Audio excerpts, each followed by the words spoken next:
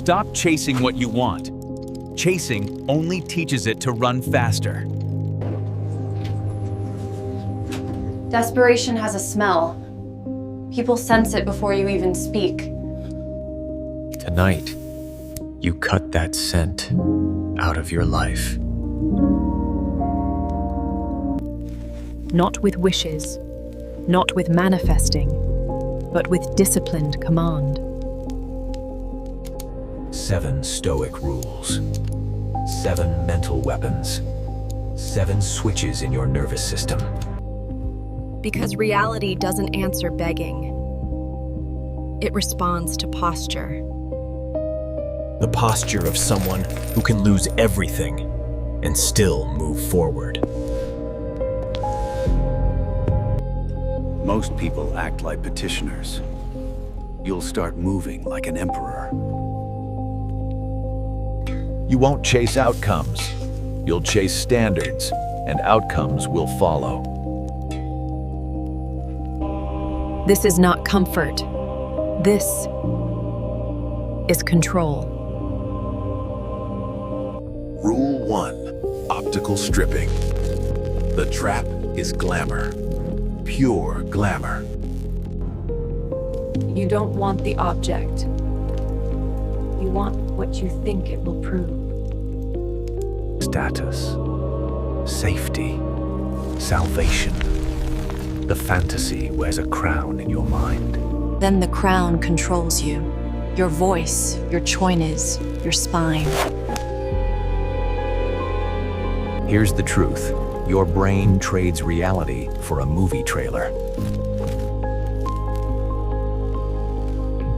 Dopamine spikes on the future scene, then panic hits when reality resists. So you break the spell, you strip the paint off the object.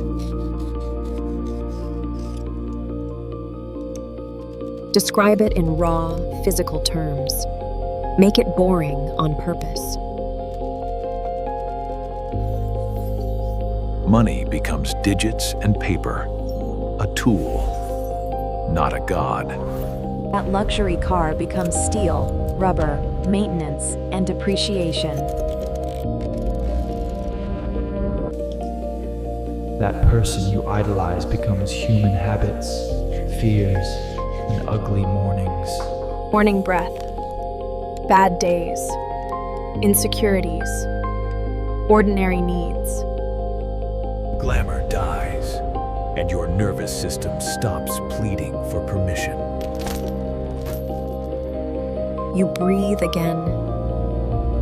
You stand upright again. You regain your frame. You negotiate as equals, never as worshippers.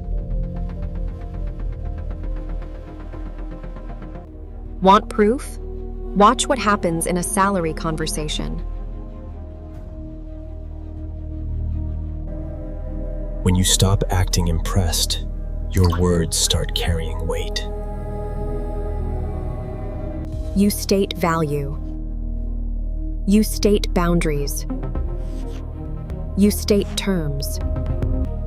And you stay willing to walk. That's the leverage.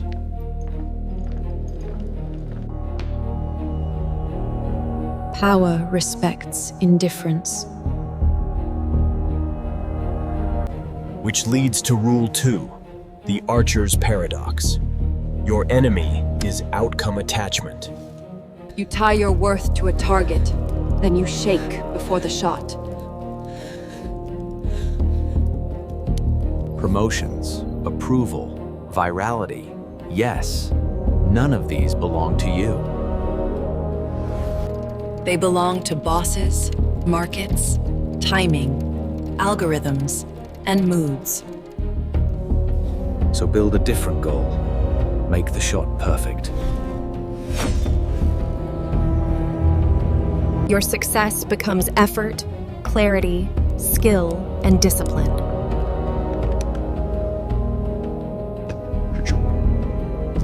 You don't need the job. You deliver a flawless interview. You don't need love. You become someone worthy of love.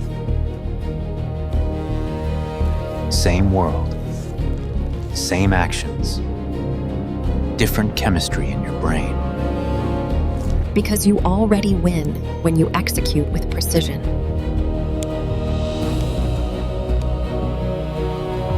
Then you release the arrow, and you stop chasing it in your head.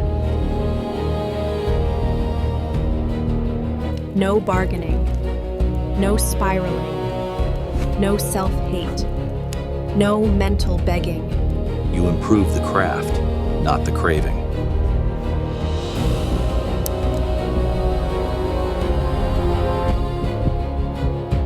That's why calm people hit targets more often. They aren't trembling. They aren't performing. They're operating. Pressure doesn't crush them. Pressure sharpens them.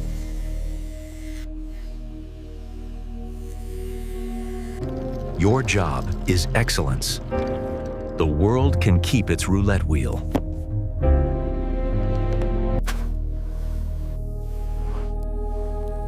Now you're dangerous. That's just the surface. Rule 3. Amor Fati. Stop calling obstacles bad. Victims say, "This blocks me," then collapse into complaint. Stoics say, "Good," and turn the obstacle into fuel. That one word changes everything because it changes your relationship with pain. Pain becomes material, not punishment.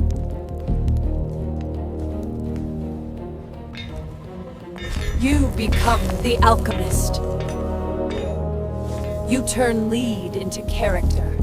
Rejection becomes data. Betrayal becomes screening. Loss becomes strategy. Delays become discipline. Silence becomes focus. Your enemies try to hurt you and accidentally train you. Imagine the fear that creates in them.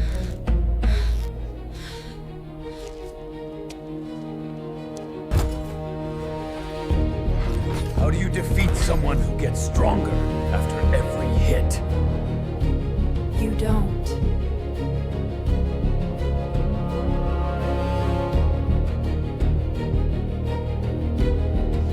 Say it again, slowly.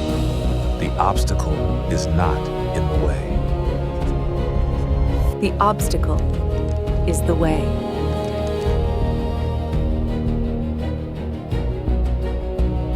When the internet cuts out, you train deep work.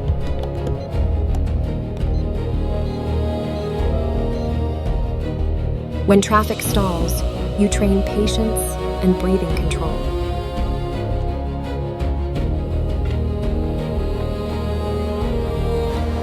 Small reps today prevent collapse tomorrow. Your fire must be bigger than the log. And because the world is unpredictable, Rule 4 becomes unavoidable. Premeditation of evil. Most people rely on hope, and hope postpones preparation. Then chaos arrives, and you feel dizzy because you're unarmed. So you rehearse disaster on purpose, calmly, like a professional. Picture the deal collapsing. Picture the car dying. Picture the rumor spreading.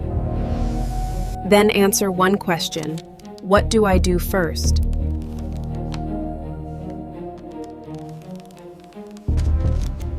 Cut costs. Call allies. Adjust the plan. Protect essentials. Fear hates plans. Plans kill fear. Dread turns into logistics, and your body relaxes.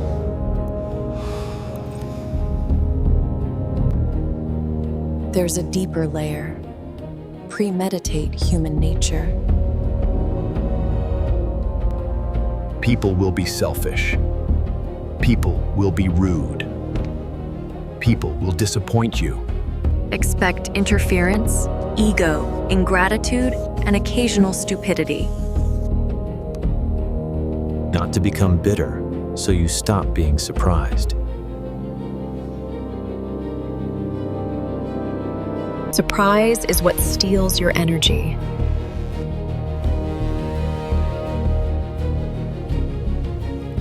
When it happens, you nod. You don't personalize it. You proceed. You stay on mission, because mission demands emotional discipline.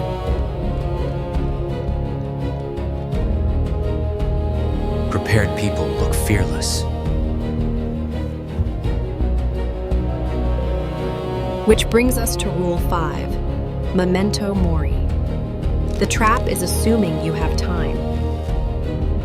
That illusion produces procrastination, petaphytes, and delayed courage. You keep waiting for the right moment, and life keeps leaking.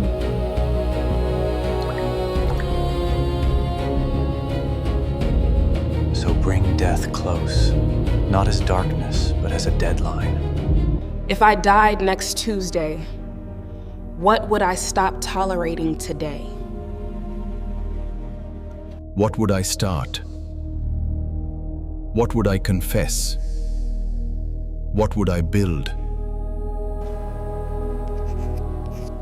Death strips nonsense from your calendar with ruthless honesty.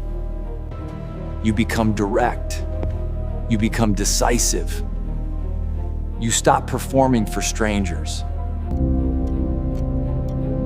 Because embarrassment is small when time is real. Regret is heavier than risk.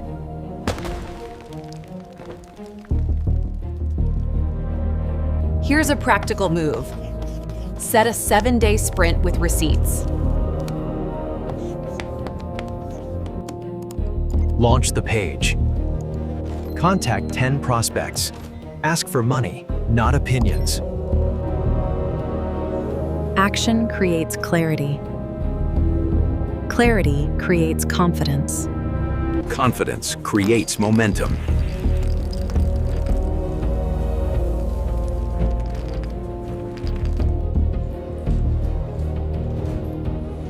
Momentum attracts opportunity. Don't die full of could've. Don't die full of should have.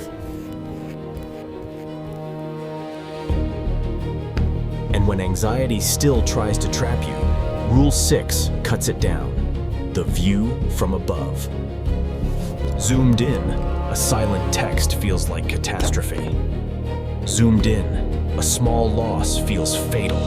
Stress narrows attention, and narrow attention magnifies threat into a monster. So rise, above the room, above the city, above the continent, above the planet. Your drama becomes a grain of sand. Your ego stops screaming for importance. Breathe.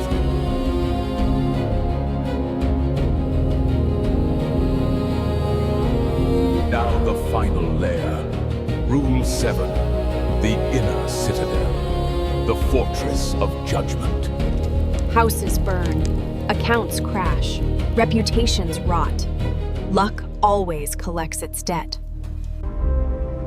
If your safety depends on externals, you are never safe. Only fortunate. The Citadel is different. You separate the event from the story you attach. An insult is sound waves, until you sign it as proof you are worthless. A setback is a change, until you narrate it as the end of you. Pull up the drawbridge. Interrogate every impression. Deny poison entry. you become unhijackable. And that calm becomes your real power. Stop chasing. Start commanding. Build the fortress and let the world adapt.